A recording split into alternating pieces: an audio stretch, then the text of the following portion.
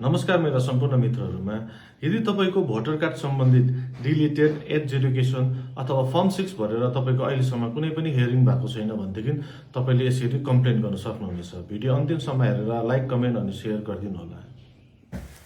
सर्वप्रथम तपाईहरु है गुगल प्ले स्टोरमा गएर इसिआई नेट डाउनलोड गर्नुस् अनि यो इन्टरफेस आउँछ। यहाँनिर माथि तपाईले देख्नुभयो है कम्प्लेन भनेर, अनि यस्तो त्यहाँ थिच्नुभयो भनेदेखि यो इन्टरफेस आउँछ है। र यो इन्टरफेसमा चाहिँ तपाईले आफ्नो सम्पूर्ण डिटेल्स हाल्नुपर्ने हुन्छ।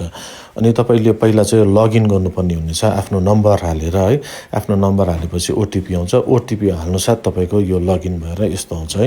यहाँनिर तपाईको यो स्टेट कुन चाहिँ स्टेट हो तपाईले आफ्नो स्टेट हाल्नुहोस् है। वेस्ट बेंगल हुनुहुन्छ सबैभन्दा मुनि।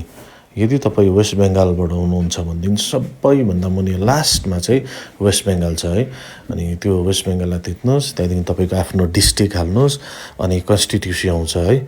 तपाईँ दार्जिलिङ हो भने 23, खरसाङ हो भने 24 है। त्यस्तो प्रकारले आफ्नो डिस्ट्रिक्ट सेलेक्ट गर्नुहोस्। अनि यहाँनिर ब्रिफ छ है। ब्रिफिङ गर्नुपर्छ तपाईले के विषयमा चाहिँ कम्प्लेन गर्नुहुँदैछ है।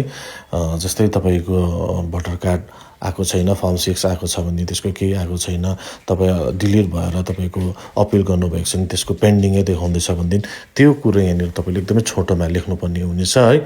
र त्यसको साथसाथै तपाईकोमा रेफरेन्स नम्बरहरू छ, एक्नोलेजमेन्ट जे छ यहाँनिर तपाईले अपलोड गर्नुपर्ने हुनेछ। अनि यहाँनिर तपाईले अपलोड गरे पश्चात चाहिँ तपाईले सबमिट गर्नुस् है। र तपाईको कम्प्लेन लज हुनेछ।